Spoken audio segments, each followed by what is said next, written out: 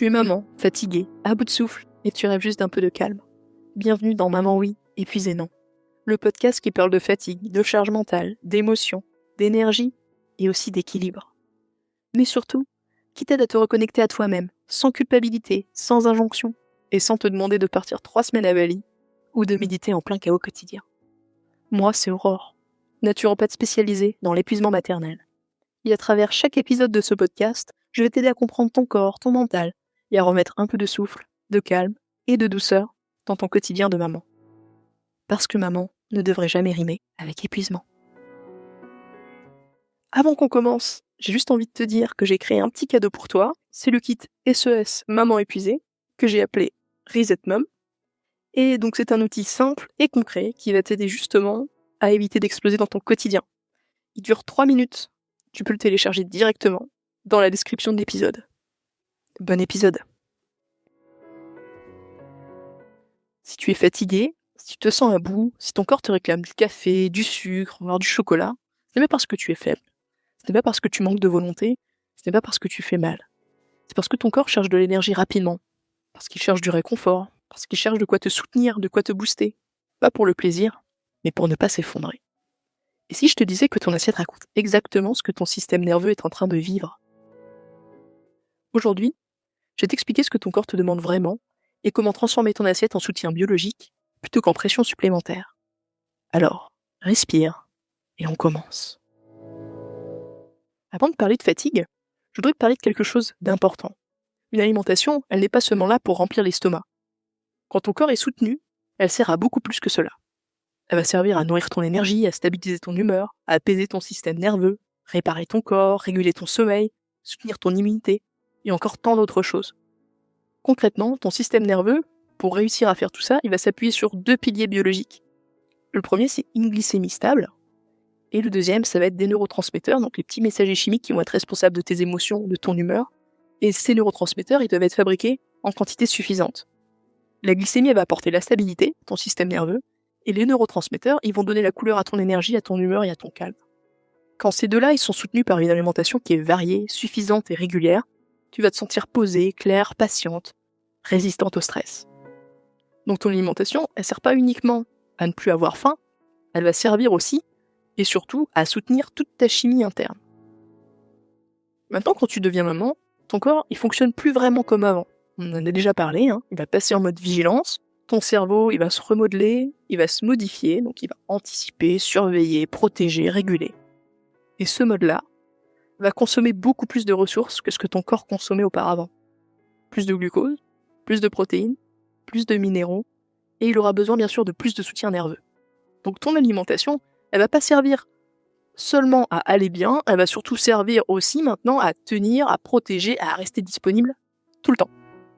La difficulté, bien sûr, c'est quand la fatigue s'installe. Ton corps, il est plus seulement sursollicité, il va aussi être en dette. En dette de sommeil, en dette de carburant, en dette de briques nerveuses, en dette de minéraux.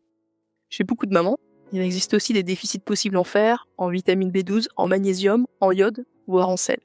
Parce qu'après la grossesse, l'accouchement, l'allaitement, le retour de couche, les réserves, elles peuvent s'amoindrir.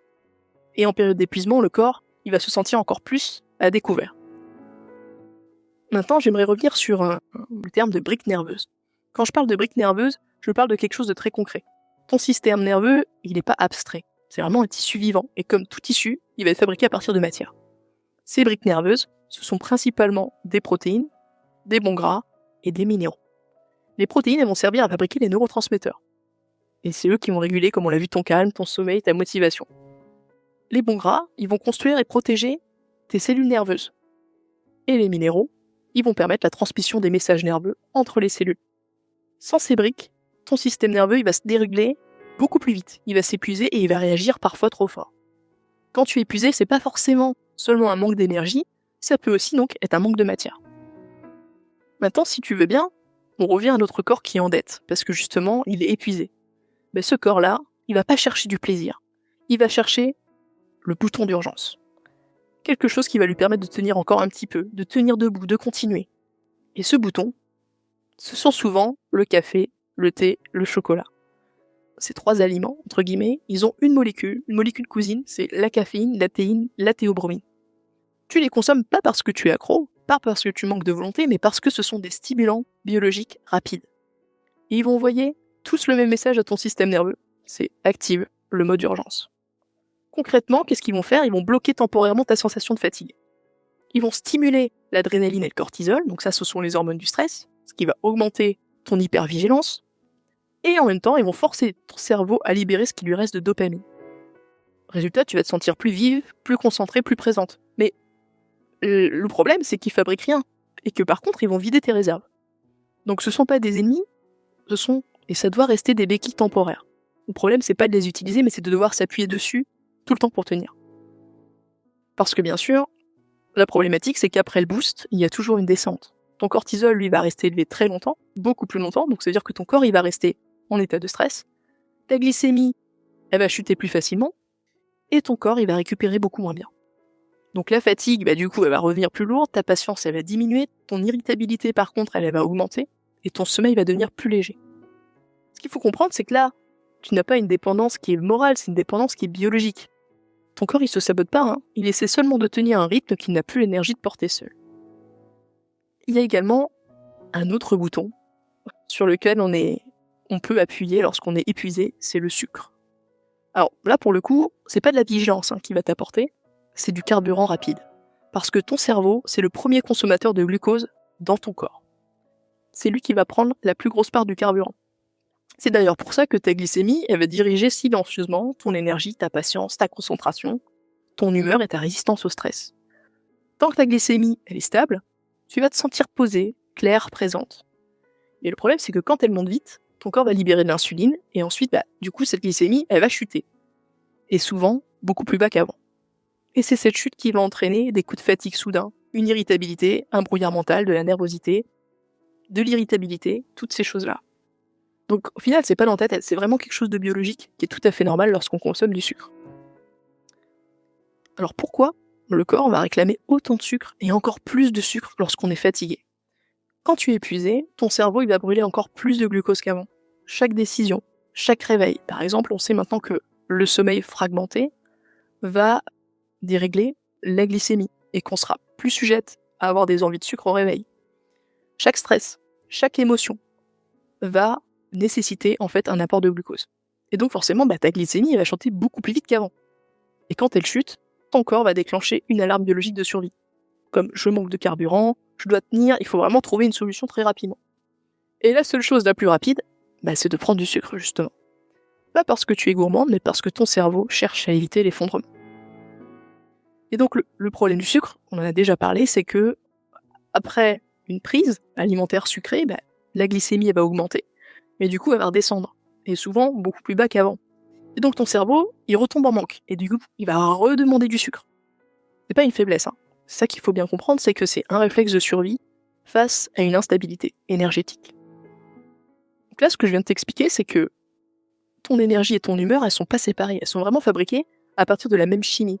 Quand ta glycémie joue à Space Mountain dès le matin, c'est tout ton système nerveux, en fait, qui fait les montagnes russes avec elle.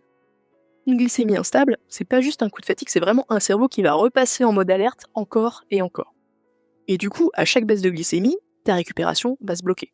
Parce que ton corps, il comprend qu'il n'est pas en sécurité. Donc c'est une petite chose à retenir, c'est que une glycémie qui est instable, plus des briques nerveuses en quantité insuffisante, vont maintenir ton corps en mode survie. Alors maintenant, il y a autre chose. Tu vas me dire, mais moi je comprends pas, je consomme pas de sucre, pas d'excitant, je consomme, par contre, des légumes, des protéines et des choses comme ça, et pourtant je me sens toujours autant épuisée. Alors, ce qu'il faut comprendre, c'est que c'est pas forcément ce que tu manges qui pose problème. C'est que parfois, c'est l'état dans lequel ton corps reçoit ce que tu manges. Parce que la digestion, elle n'est pas automatique, c'est vraiment un luxe biologique. Pour bien digérer, ton système nerveux, il doit être sur sa branche frein, la branche de la récupération, etc. Parce que c'est cette branche qui va envoyer un message simple à ton corps lui disant t'es en sécurité. Et quand ton système nerveux il est encore en mode vigilance, et du coup, ta digestion, elle n'est pas prioritaire, elle passe au second plan, et donc du coup, elle ralentit. Les nutriments, ils passent, mais ils ne remplissent pas vraiment tes réserves. C'est pas que tu manges mal, c'est vraiment que ton corps n'est pas assez en sécurité pour profiter de ce que tu lui offres. Alors, comme à chaque fois dans ce podcast, il y a une bonne nouvelle. Il existe des gestes simples qui vont vraiment changer ta chimie interne. Ton corps, il demande pas là une révolution, il va demander de la sécurité. Et la sécurité, pour lui, c'est une énergie stable et des briques nerveuses qui sont disponibles. Donc, la première chose que je te recommande, c'est de commencer la journée avec un petit déjeuner salé. Le matin, ton corps, il est à jeun depuis longtemps. Ta glycémie, elle est fragile, d'autant plus si tu t'es réveillé souvent au cours de la nuit, ton cortisol, il est naturellement plus haut.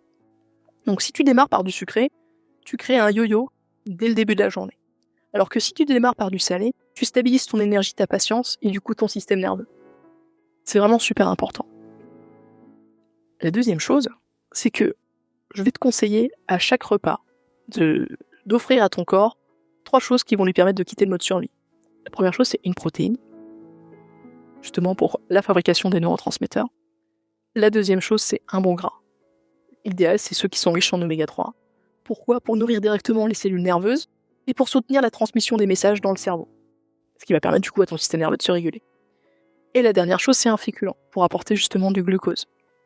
Et bien sûr, l'idéal, ce serait aussi d'ajouter des légumes pour tout ce qui est minéraux, vitamines, qui sont bien sûr indispensables aussi à l'équilibre du système nerveux. La troisième chose, ça va être de respirer.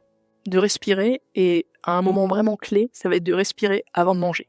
Je te demande pas de méditer 20 minutes avant de manger, non, simplement de prendre le temps de faire 3 belles respirations pour permettre d'activer cette fameuse branche frein du système nerveux. Pourquoi ? Parce que du coup la digestion va démarrer beaucoup mieux, tes nutriments ils seront mieux absorbés et donc ta fatigue, au fur et à mesure, va diminuer. Autre élément important, c'est de boire. La déshydratation, elle fatigue le cerveau.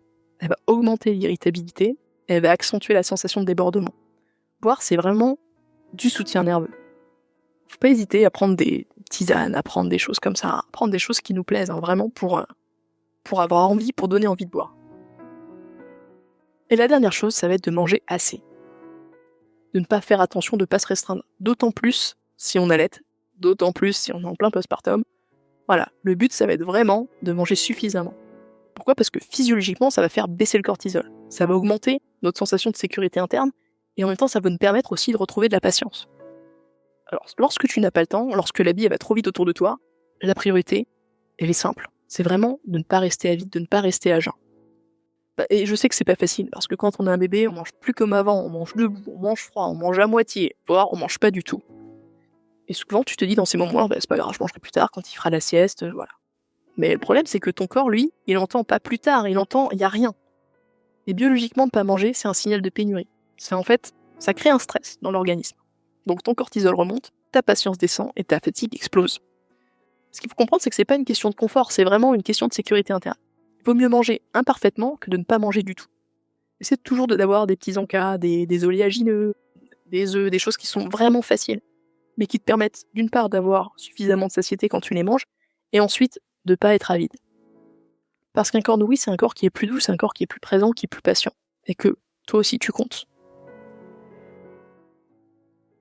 Alors peut-être que ce soir, ou demain, tu mangeras debout ou vite, entre 2 demandes, avec bébé au bras ou au sein, et ce sera ok. Parce que ce qui compte, ce n'est pas de bien faire, c'est surtout de ne plus t'oublier complètement. Ton corps, il te demande pas des repas parfaits, il te demande de ne plus rester seul avec la fatigue. Chaque bouchée, même simple, même imparfaite, c'est une façon de lui dire « Ok, je t'abandonne pas ». Et parfois, dans la réalité de la maternité, c'est exactement ça, prendre soin de soi. Maman oui, épuisé non. À très vite pour le prochain épisode.